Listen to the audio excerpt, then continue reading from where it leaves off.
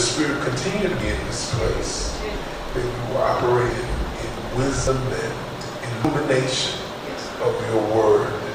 Oh God, we ask in Jesus' name. Thank God. Amen. Amen. And so as I was saying, is the book of Philemon, according to whatever pronunciation we choose. It's a good book. And certainly those lessons of forgiveness that when Christ comes into our lives, we become something new. And so even those who are around you, they become something new. Relatives get saved, friends get saved, some person that gets saved that maybe even mistreat you. But now they're your brother. And there is it's incumbent upon us to receive them as brother, to give them. And what was interesting was that even though Paul in the book was encouraging Philemon to forgive Onesimus, that was not a wholesale forgiveness of whatever debt. Because if you read it, Paul said, if there is a debt, if there's something, if he owes something or something, charge it to me. So Paul wasn't even asking him to forgive the debt. You know, he's saying, okay, if you stole something, we don't really know. If you stole something, if he owes you something, if you lost something because of the time, maybe, who knows, maybe he was in service, and so the time that he was away, maybe Philemon lost money because this was his worker. We don't, but Paul said, charge it to me. And he said, I personally will vouch for this debt. So all that to say is that doesn't necessarily mean that what's owed is necessarily just forgotten and throughout the window. But he does say to see him, to forgive him, to see him as a brother. And that really you accepting that new relationship is going to be even more profitable for your life. It's going to be better. This is more profitable for you now. Because he wasn't profitable for you before, but now, being a brother, he is profitable for you. And here it is, even with all forgiveness of debt, even as Paul was willing to take on the responsibility of paying that debt back, I believe with all my heart that if we forgive those that, as Paul took on the responsibility for paying back that debt, that God himself will take the responsibility of paying that debt back.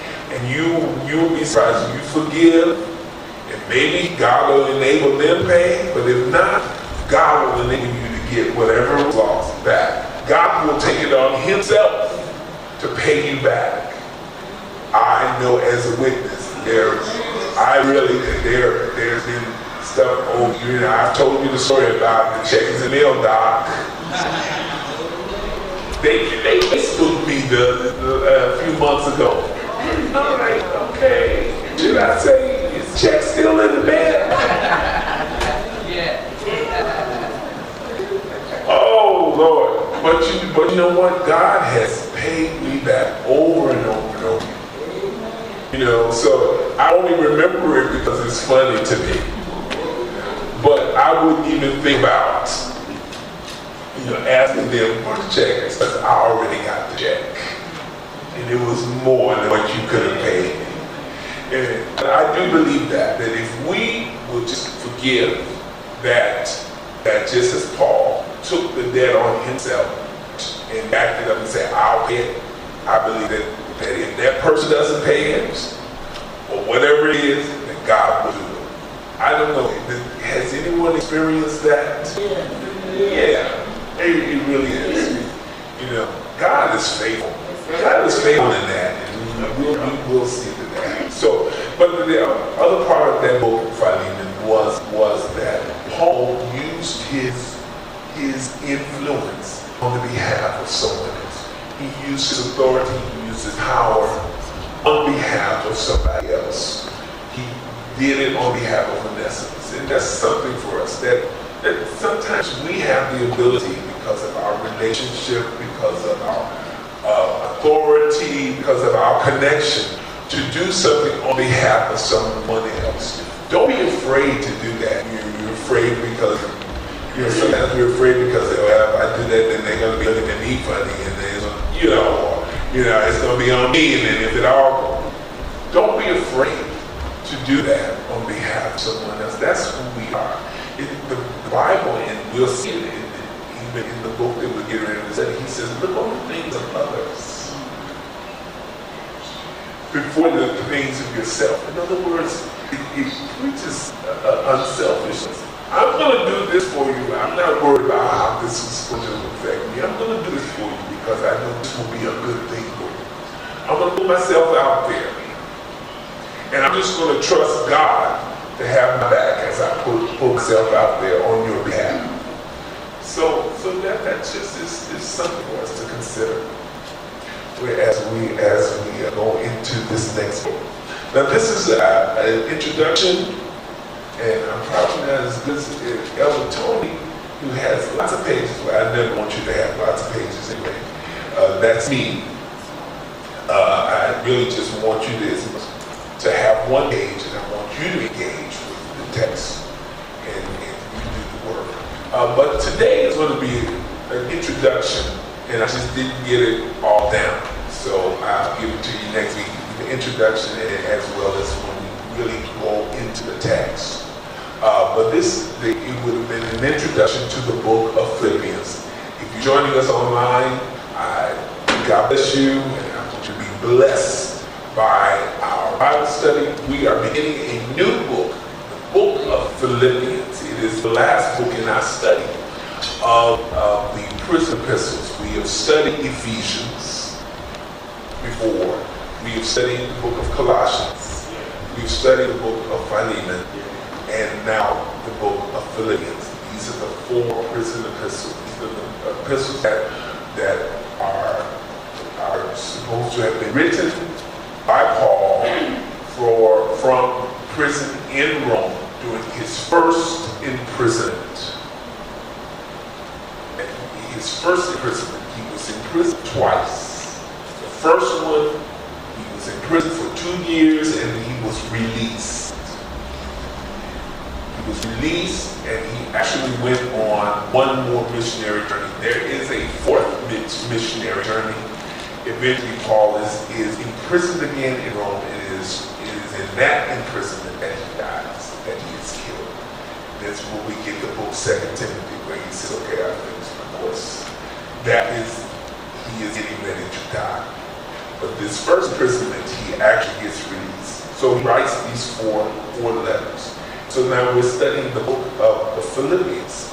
But I want to give you some background on Philippi, tell you in general about the book of Philippians, and then we're going to go back to remind you of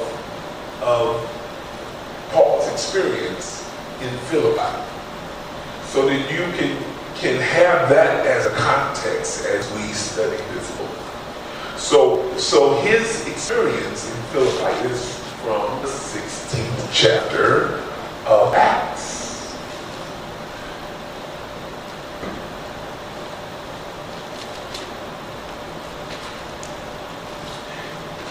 Now, as you're turning, we'll talk about the city. First, we know, maybe I'll just ask this question. Where is Philippi?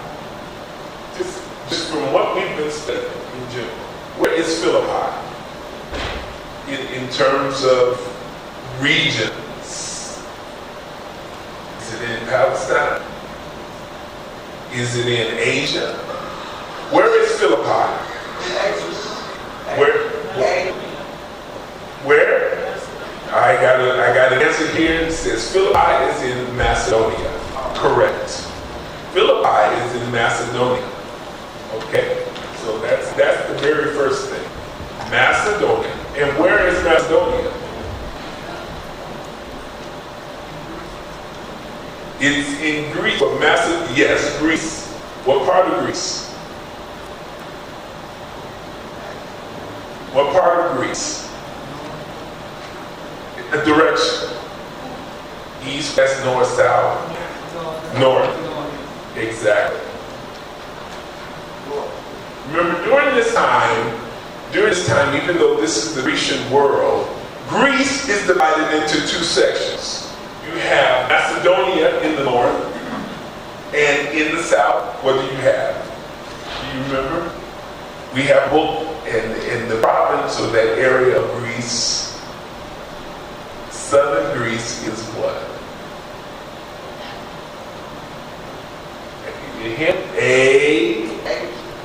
No. Asia is that? Where is Corinth? In where? This is important for your geography. We know that Philippi is in Macedonia. We know that Thessalonica is in Macedonia. Where is Corinth? We talked about this. Come on. Let's do the letter thing. What is it?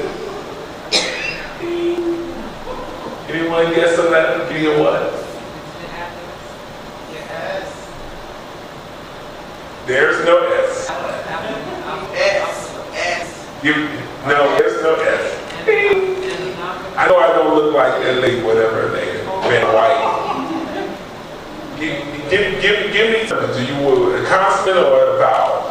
Come on quickly. It's not a name. C. There is a C. One C.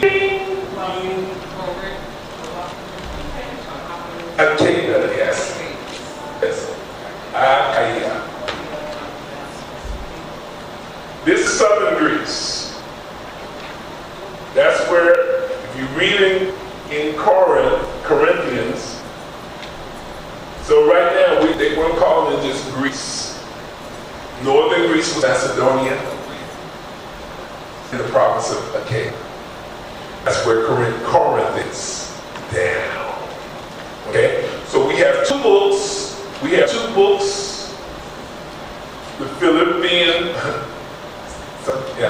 The Philippians and Thessalonians, that's Macedonia, and the book of 1st and 2nd Corinthians, that's Achaia. And if you look properly in the introduction of Corinthians, that word will be there. I believe I spelled it correctly. But that's in your notes too. Okay, I think that's correct. Is that correct? Yes. Okay. So we have the case where, well, before I really talk about how Paul ended up there, talking about that city. Now, this city had another name. It's really a matter of fact, it's not just, it was called, it's just something for you to know. Cornelius. That's his ancient name. It had this name before Philip of Macedonia came into the region. Philip of Macedonia is the father of Alexander the Great. So before Alexander the Great, it was Philip. He was the first conqueror. And Alexander the Great just kind of, just went everywhere. But it started with Philip of Macedonia. And so when he came into the area, he renamed this city Philippi. It was named after himself. Who would do that? Let's not talk about it. He named the city after himself. We're not even going to do that. He named the city after himself. himself, and this became a military outpost. So that we're talking about 4th century, just for information, this 4th century BC, because that's when Alexander the Great, during that through the 4th century BC. Now, during the time of Augustus, that is the emperor that we're introduced to when Jesus is born. During the time of Augustus, Augustus is the nephew and adopted son of Julius Caesar. He's the adopted son of Julius Caesar. When Augustus has his victory, Augustus has a victory over 2 of Caesar's assassins, and you will know this maybe from your Shakespeare, Brutus and Cassius. These are real people.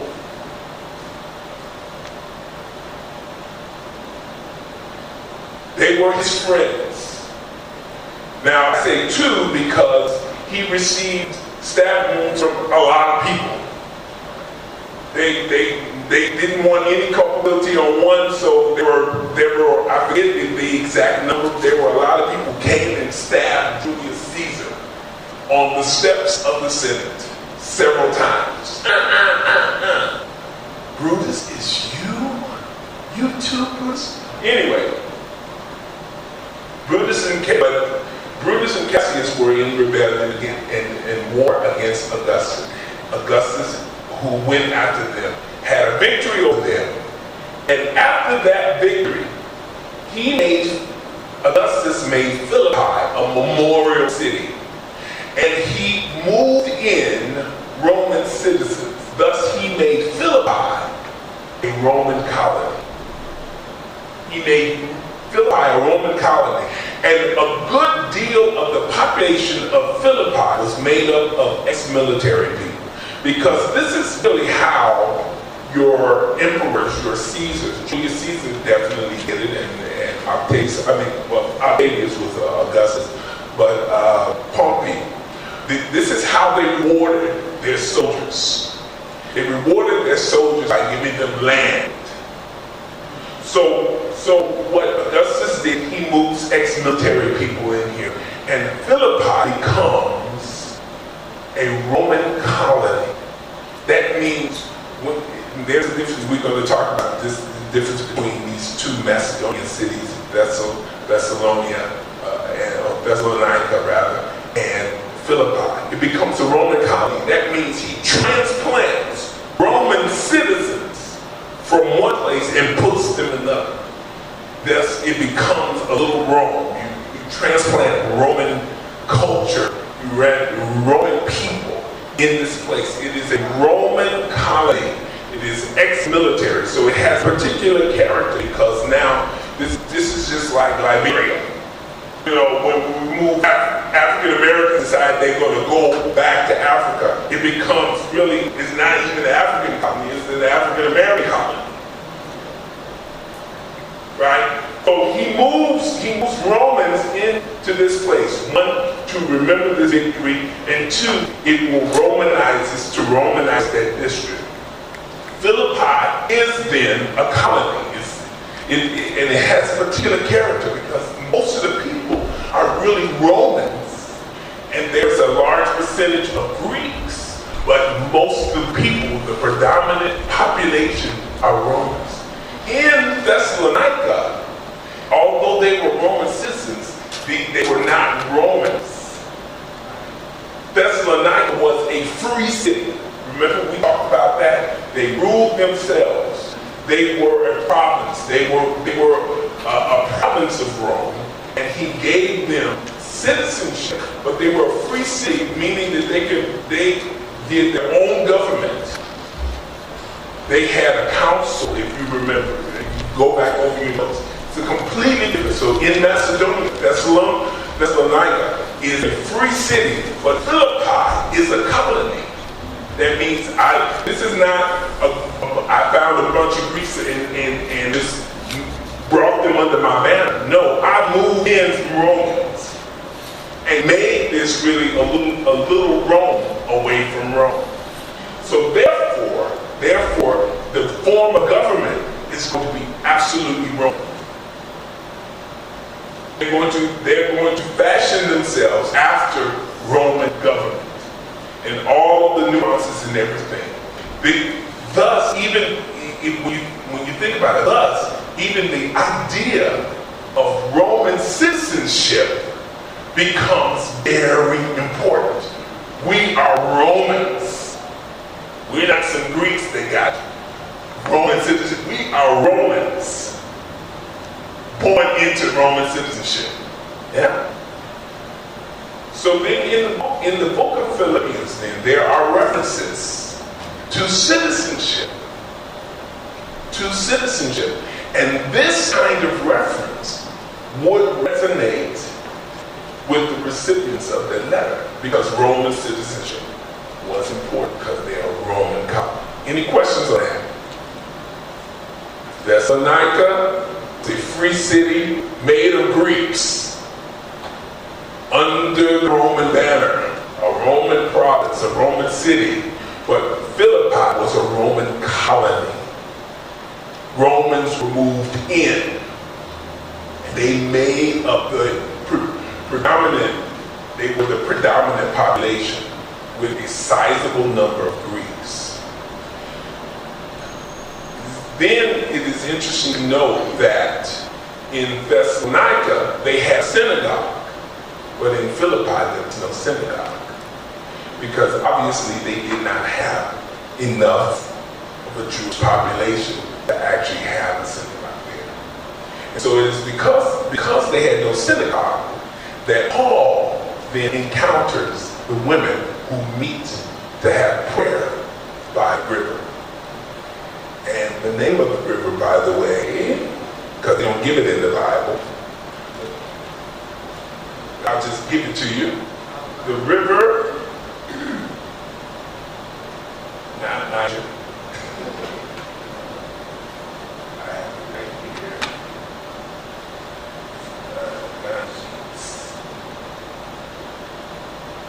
Almost sounds like it should be in India. That's the name of the river. Okay. So I want to direct our attention to the 16th chapter of Acts.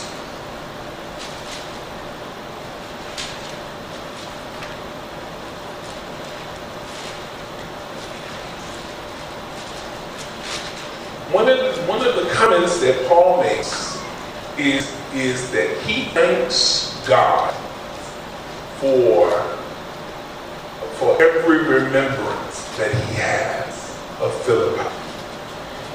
This was the first city in Europe where he established a church. We find in the 16th chapter of Acts that he wanted to go here. The Holy Spirit said no. He wanted to go there. The Holy Spirit said no. And he finally ends up at a particular place where he gets a vision. He gets a vision of a man saying, "Come to Macedonia. Come." And so he follows that vision. As a matter of fact, we will start with that vision.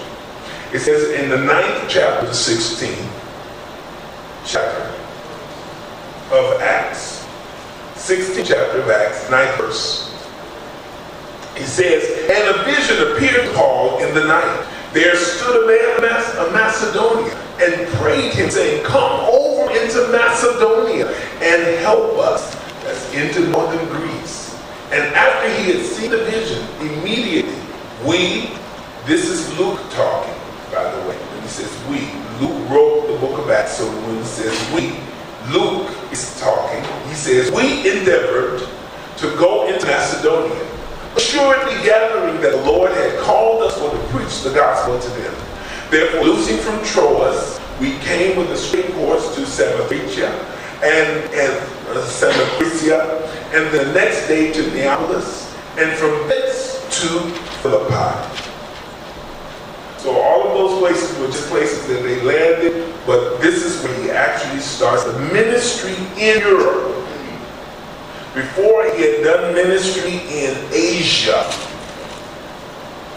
He had done a ministry in Syria and Asia. That's where he did his ministry in Galatia, in those areas. But now he's doing ministry in Europe.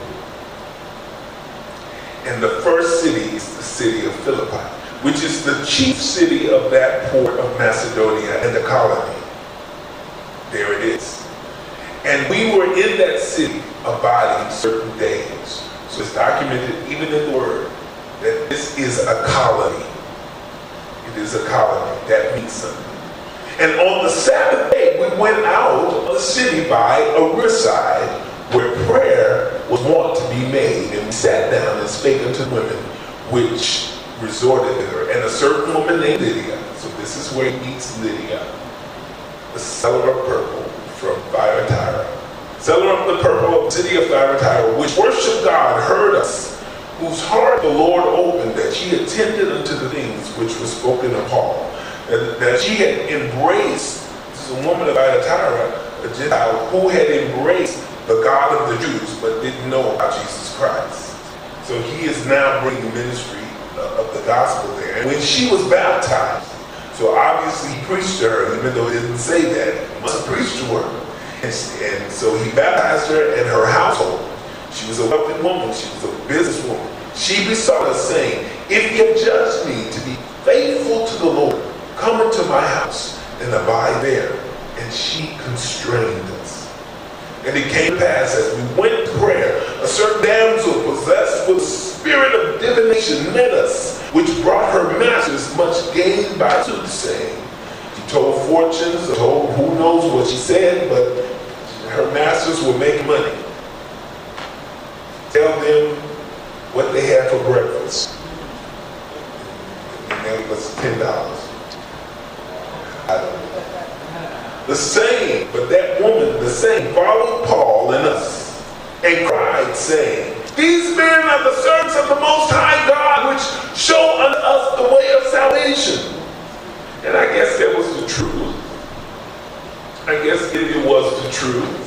But I guess if someone is following you around and saying it over and over again, I think it could get a little nerve-wracking.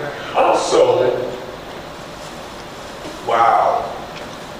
Also, he probably recognized that this spirit wasn't the right spirit, and the demon, and he did not want her support. He did not want her support. So he did something about that. He didn't want to be associated with her. He did not want her support. Even though maybe what I'm for you, you're the man of God, but I don't want you to say that. I don't want your support. You're not the right person to talk for me. I don't want you. Okay. And this did she many days. But Paul, being grieved, she got on his nerves, turned and said to the spirit, not to her, to the spirit, I command thee in the name of Jesus Christ, come out of her. And he came out the same hour. And when her master saw that the hope of the gains was gone, they didn't care. It was that they couldn't make any more money. They caught Paul and Silas and drew them into the marketplace unto the rulers, and brought them to the magistrate, saying, these men, being Jews, do exceedingly trouble our city, and they messing with our money. Right. And they teach customs. This comes a stickler. And they teach customs which are not lawful for us to receive, neither to observe, being Romans. So they kind of press that whole idea of there being Romans, and that he's against our whole Roman way of life, because again, this is a colony. We're a little Rome away from Rome. Rome away from Rome. And he's preaching stuff. And so even that accusation would be strong and would be felt strongly. He's preaching against the Roman way. It messes with our culture. And it says, when they did that, it says, and the multitude, they said just the right things to get the crowd with them. We being Romans. And the multitude rose up together against them. And the magistrates rent off their clothes, tore off their clothes, commanded to beat them. And when they had laid many stripes upon them, they cast them into prison, charging the jailer to keep them safely. Who, having received such a charge, thrust them into the inner prison and made their feet fast in the stocks. So locked their legs up in stocks and put them in prison. And at midnight, Paul and Silas prayed and sang praises unto God, and the prisoners heard them. See the vision. I don't know, maybe we have the vision of the three Hebrew boys walking around in the flames. First of all, when they went in the flames, they were tied up. Yes, they were. Well, when Paul went in jail, they had their legs. They were like, Jesus is all locked up. The world to me, they weren't walking around. They were tied down, their legs, their feet in stocks. But they still sang. They sang praises unto God, even though they had their clothes ripped off, even though they had been beaten. They sang praises to God. It's a lesson for us. Even though they had been persecuted, even though they had been beaten, even though they were in prison, even though they were punished for doing what was right, they were in a prison. They were in the inner prison. They sang praises unto God. And the prisoners heard them. Because when we sing praises to God in spite of our situation, when we sing praises and give our glory, others around us who are bound will also hear and be encouraged. And so when we sing praises, we're not just singing praises for ourselves, we're singing praises for others too. They need to hear us sing praise. They need to hear us praise the Lord. They need to hear us give glory to God even when we're going through stuff. They know the world doesn't need to hear us complaining. Complain to the one that can do something about it. Complain to God. When we talk to your brother, how are you? I'm fine. God is on the throne. I'm good because God answers prayer. You know what I mean? Really, the world needs to hear us give glory to God and to really share our confidence in the Lord that, I may be going through something, but God is going to take care of this. He's going to get me out. My faith and my trust is in Him. All my hope is in Him. Amen. So while I'm going through this, I'm going to do just what Paul and Silas do. While we're bound in the situation, in the prison, not just in the prison, but in the prison, they praise and sing praises to God. So anyway, this is the result. It says, and suddenly there was a great earthquake, so that the foundations of the prison were shaken. And immediately all the doors were open. Everyone's bands were loose. Wait a minute, wait. Not just Paul and Silas' band. It said everyone's band. That when the power of God moves, because you've been praising and glorifying God, not only are you liberated and set free, but those persons around you also get liberated and set free. Amen. That's why it's important for us to glorify God, because you get set free, but somebody next to you, somebody around you, somebody in your life, you will be set free. Everyone's bands was set free. It really goes to this idea that we don't just live for ourselves. My faith and my trust in God is not just for me, it's for somebody else. Somebody else needs to see me trust in God. Somebody else needs to see me and hear me praise God. Somebody needs to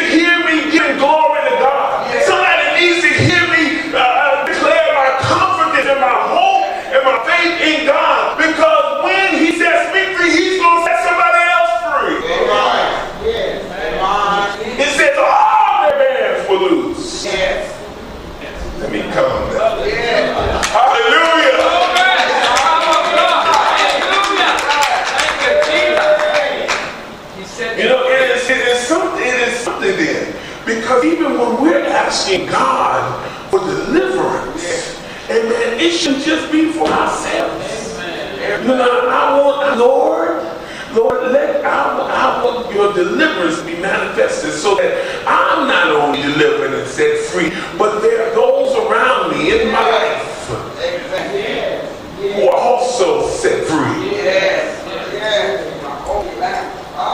Hallelujah. Come on, give a praise. It said that everyone's hands were loose. Everyone. It says, and the keeper of the prison. This is in Philippi. I'm reminding you. This is why I'm reading. But this is Paul's remembrance in Philippi. He meets the women by the river, who, even though they don't have a place to worship, they just get by the river and we're going to pray right here. I don't have to have a house. I don't have to have a thing. I'm going to just pray right where I am. That's right. Oh, thank you, Lord. Did I say everyone's bands were loose? Everyone's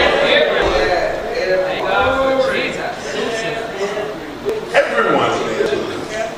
It says, and the keeper of the prison, awakening out of sleep, and seeing the prison doors open, he drew out his sword because he was Roman.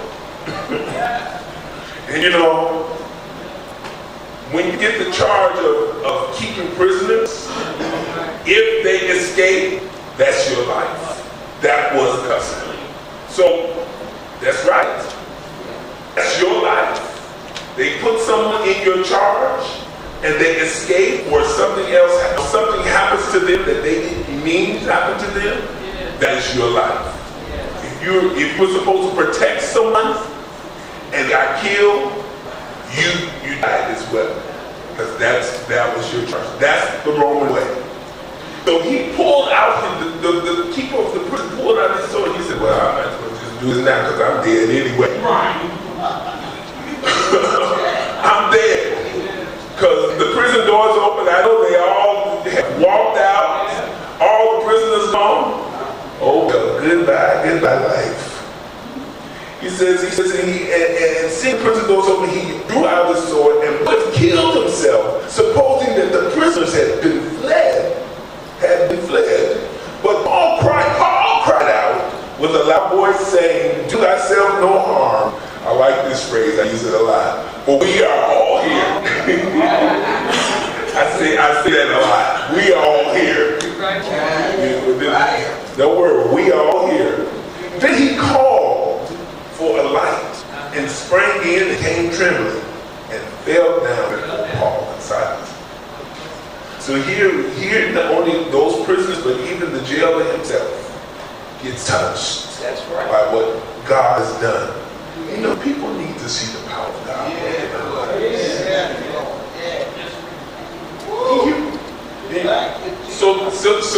So there has to be how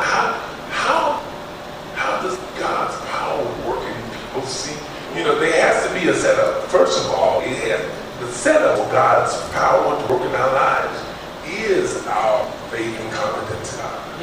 Not only in our demeanor and how we operate, but in our talk. That we praise the Lord, but also even in our speech, that's what we talk. Because when God moves, there is no doubt. Oh, okay, right. That's what they're talking about. They believe God's going to take them out of them and deliver them out, and they got delivered. But I guess that God did it. So the setup really is our faith in God and our demeanor, our comportment, and what we say. That's it, and what we pray. Our expectation in the Lord, and others see it, others know it. So that when God does deliver, it helps us give credit to God. You know, it's no surprise then when you say, how did that happen? You say, God did. You know, they say, well, I don't know how, I listen, but they say God did it, so I guess God did it. People need to see God working in our lives. I see this very often, obviously, been pastor for a little while, but when there are some not everybody, but many of the saints of God, when they go to the hospital, those that have strong faith and those who speak the words of faith, to the point that the nurses, they know that they have faith in God. They know that they're trusting in God. They're medical technicians. They know. Sometimes you go in there and they'll be calling this one mother this and mother that. They're not in church, but they call it, right? Because they know that this person is a person of faith. And everything about them, they're going through the test, they're taking the medication, but they know that these persons are praying. Not only that, but even in the midst of that hospital, they'll be talking about the Lord. They'll be witnessing. And some of the guys in say, yeah, they're talking. They'll be witnessing the gospel. They'll be talking about the power of God that's healing them and all these things. That when this is how people are going to see the power of God working in your life. And then they go to the doctor and they say, well, I don't know what's going on, but you're really coming along a lot fast. I don't know why this is reversed, but amen. And the mentality comes from the atheists. They're like, okay, well, amen. But God, keep doing what you're doing. Well, I'm praying. Well, keep praying. People need to see the power of God working in your life. And this is how it happens. Anyway, he says, he brought them out. I'm at the 30th verse. And said, sirs, this is what the jail says. What must I do to be saved? And see, that's what happens. That's what can happen. I don't say it happens all the time. But if our faith, if we may remain steadfast in our faith, and then God moves in miraculous ways, it can move someone's heart to explore the possibility of God if they didn't believe. Or maybe if they had already been on the precipice of believing, maybe saying, what do I need to do to have this faith in God? It's like, what do I need to do to have what you have? As that commercial says, I'll have what she's having. Herring and salad. Okay.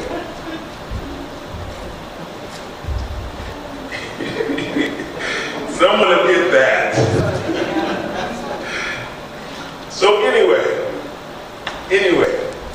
and they said, believe on the Lord Jesus Christ, and thou shalt be saved in thy house.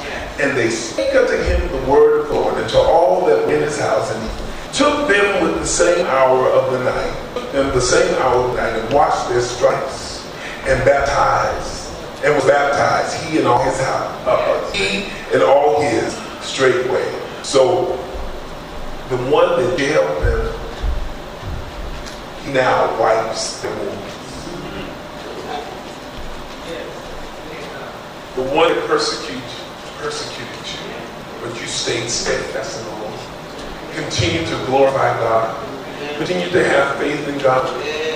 And not only that, but you even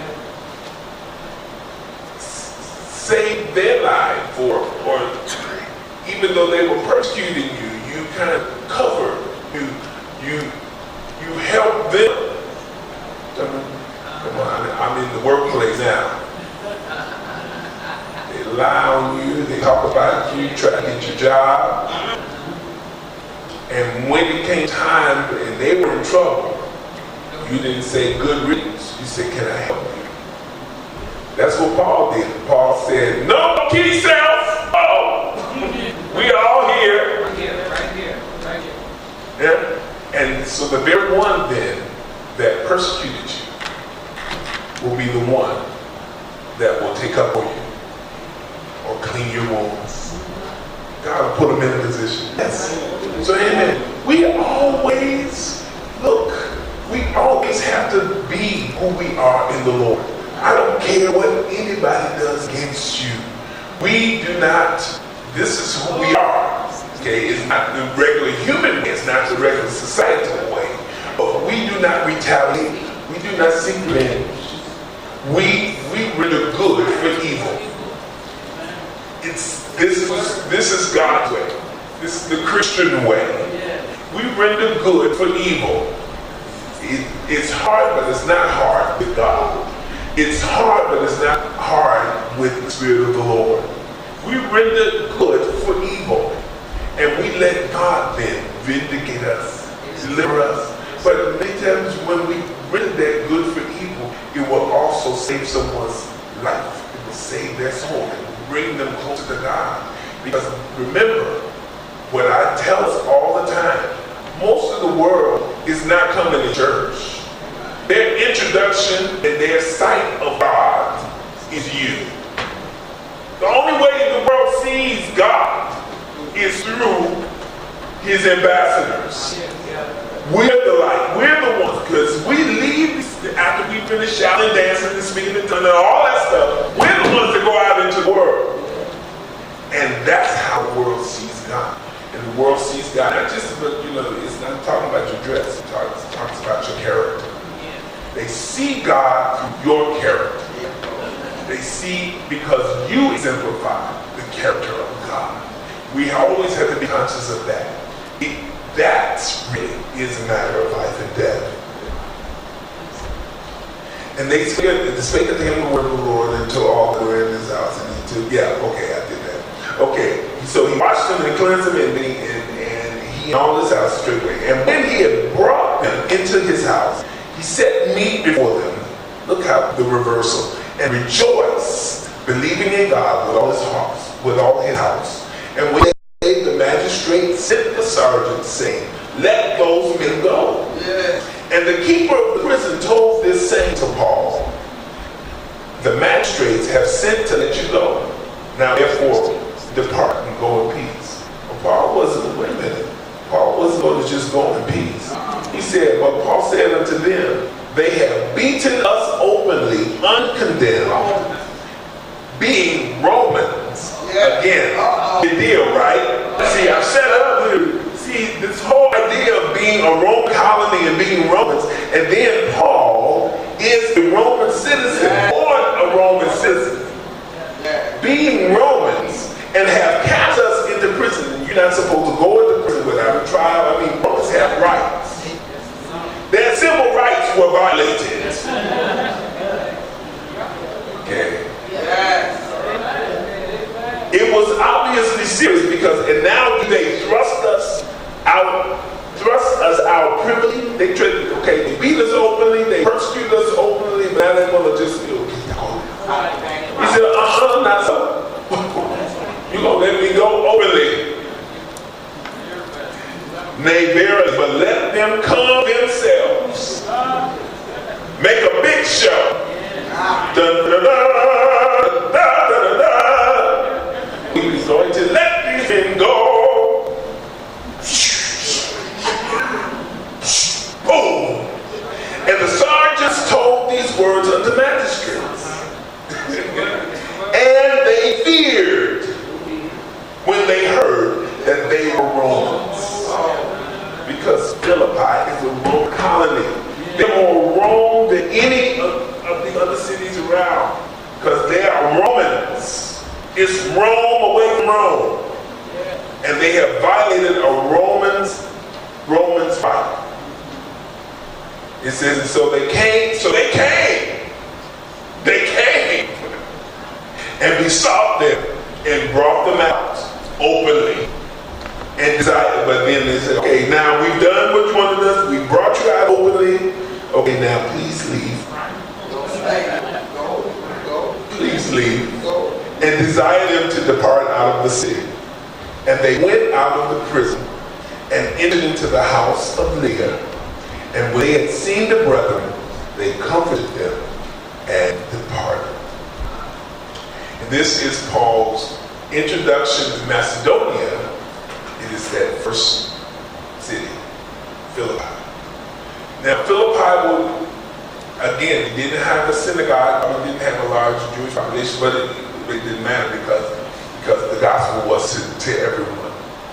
It is our belief that unlike a city like Thessalonica, that was pretty big, where there were probably several congregations, Philippi probably only had one church.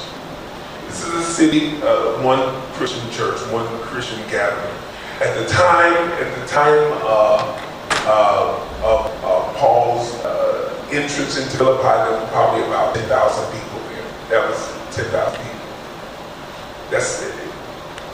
How many people we have in Chicago? 3 million. 3 million. They probably had close to 1 million people in the city of Rome. Philippi had 10,000 people. See, so for all intents and purposes, it was small. It's a small city. So they had one congregation. So when Paul then writes to the church in Philippi, to the saints in Philippi, he's writing to one congregation.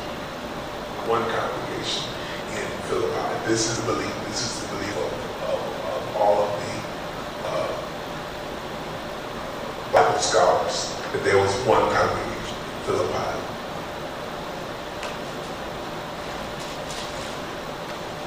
It is also believed that when they left Philippi, that before they left Macedonia, North Macedonia, either he went there or he stayed there.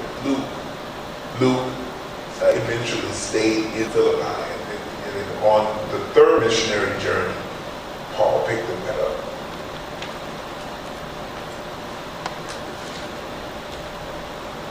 So now we're looking to just briefly at the book of Philippi.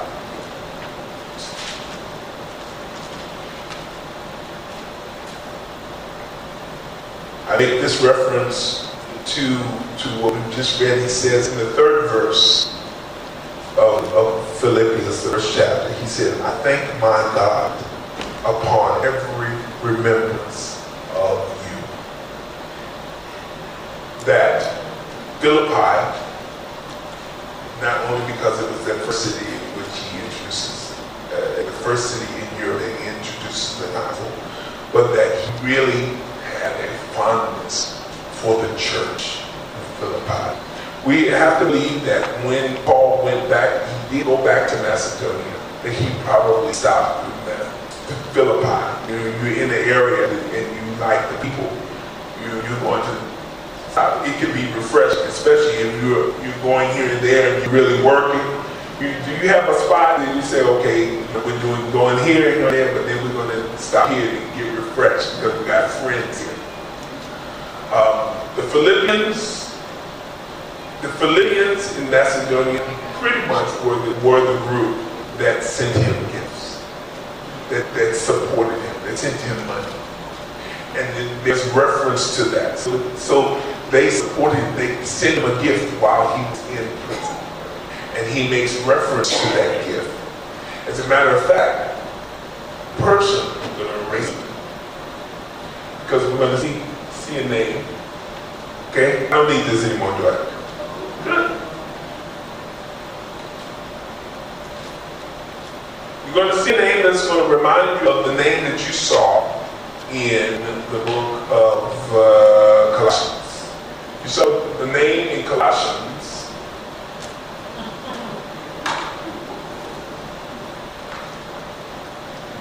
Epaphras. Anybody remember Epaphras? That's in Colossians. Who was he? Who was he? Huh? Pastor. He probably started the church in Colossae.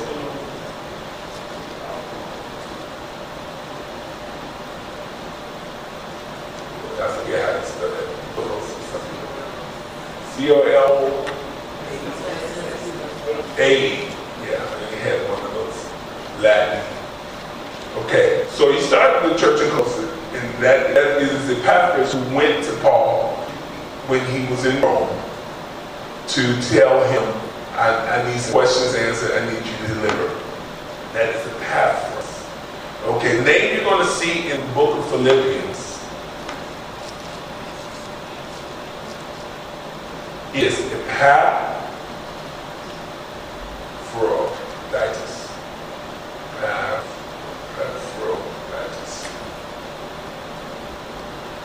Epaphroditus. It is Epaphroditus who is sent by the Philippians to bring a gift, an offering, probably money, to Paul. While Epaphroditus is in Rome, he's sent by the Philippians. While he's there, he becomes ill. And so he stays longer in Rome, probably than the Philippians expected him to. So he's going to be addressed in the book of Philippians. Because Epaphroditus is going to go back home. It's probably Epaphroditus who probably takes the letter back. Yeah.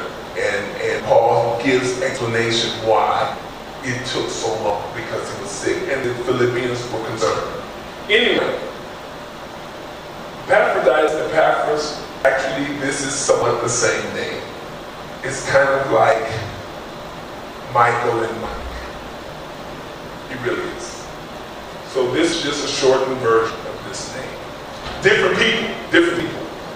But it's just interesting because it can be confusing. Epaphras, Epaphroditus. But really this is the same name. So this is Mike of the Colossians and Michael of the Philippians. You got it? Epaphroditus of the Philippians. Okay? In a totally different city. He was a pastor, I don't know, I think he might just been a messenger bringing the offering.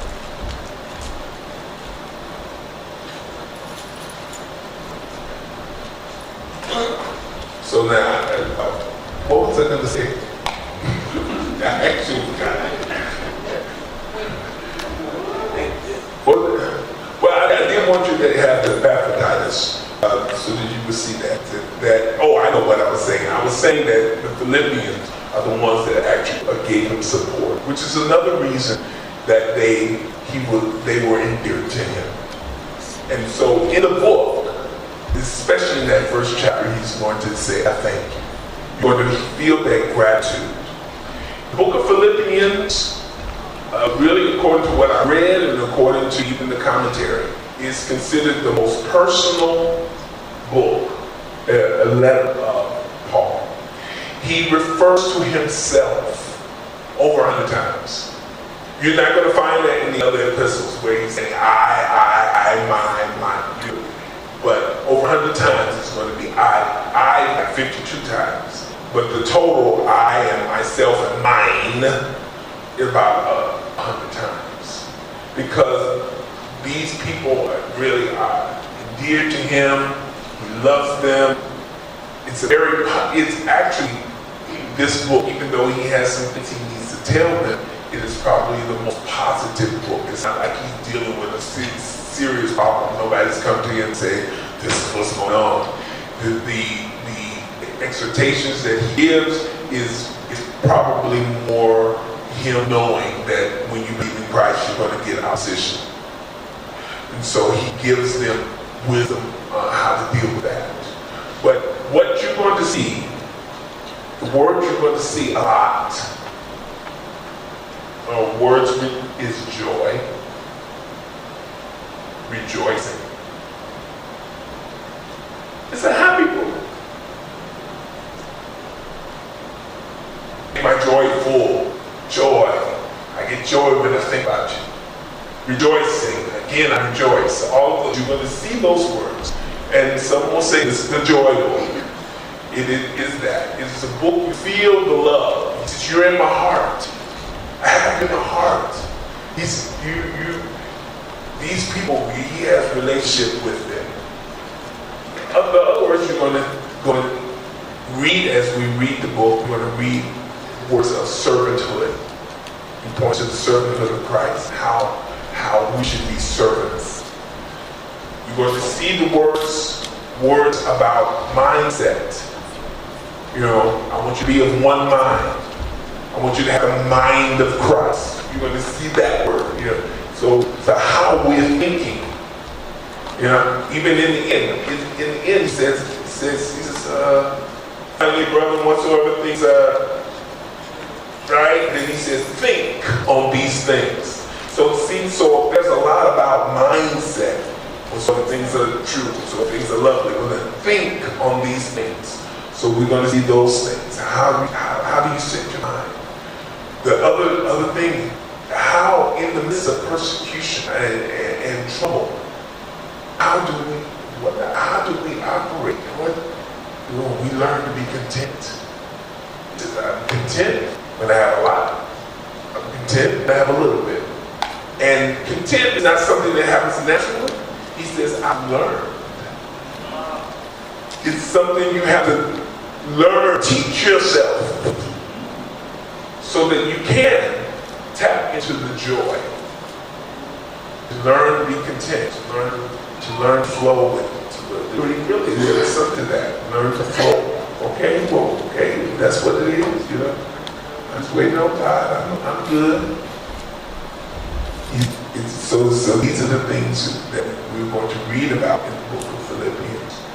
You're going to also, finally, you're going to hear him when he's making reference to himself, he's going to make reference to how his imprisonment, his bonds, the things that he's going through is good for the furtherance of the gospel. That sometimes that we might be going through some things, but if we get the proper perspective, we would look for ways that this is going to be good for the furtherance of the gospel, for the advancement of the kingdom, for others to see God. And so this was Paul's mindset. I'm in prison, but don't worry, it's okay. Because I'm in prison, but because I've been in prison, you know, a lot of people have heard about the Lord.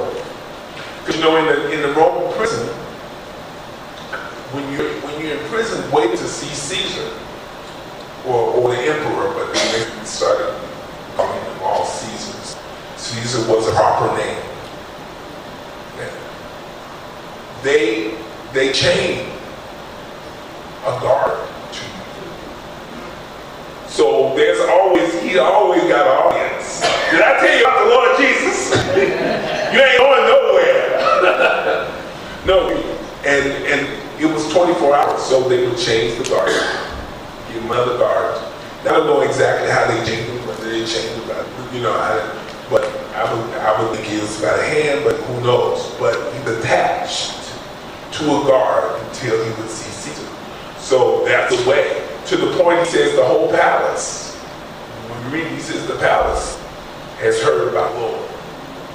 So he's seeing that his trial, his bonds, his imprisonment as an opportunity for the gospel.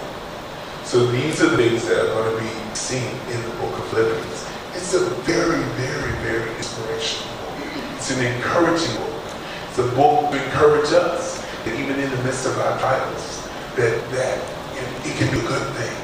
You know, but we got to get our mind in the right place so we can see it as a good thing. Get our mind in the right place so we see ourselves as servants of the Lord. He introduces us as he says, Paul and Timothy, servants of the Lord, or bond servants of the Lord. These are the things that we will be reading about in the book of Philippians. That in light of the experiences that he had in Philippi. So that you know that there is reason that he has this soft spot in his heart for the Philippians. Any question? Come on. Did I say everything? Come on. Any question at all?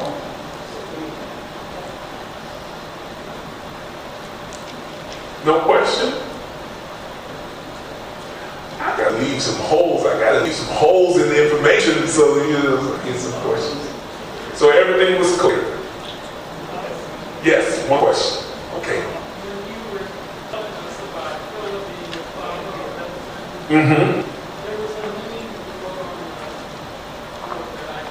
Philip, okay, so it's the question that I wrote that Philip was the father of Alexander the Great. You said I wrote a name. Oh yeah, that was the name of the city. That was the ancient name of the city before Philip changed the name. You know, and it was Krenides. Krenides. It means the little fountains, because geographically there were fountains around Philippi. By the way, Philippi doesn't exist. I can't go there and visit. It was completely ruined. I mean, they have uncovered some things, but it's not like going to, I have been to Ephesus And that's amazing. I mean, they're ruins, but it's sizable ruin, and it's incredible. And even Corinth, there's a sizable amount of the city there, but Philippi is nothing. There's nothing. They have to excavate, and they found some little arch or something like that. There's not much there. Many of these ancient cities, they get destroyed after wars. If there's not a big, huge city, it's easy. I think that city was destroyed during the time of the Turkish. The Roman Empire ceased to exist, at least in the Western world, after the 14th century or so.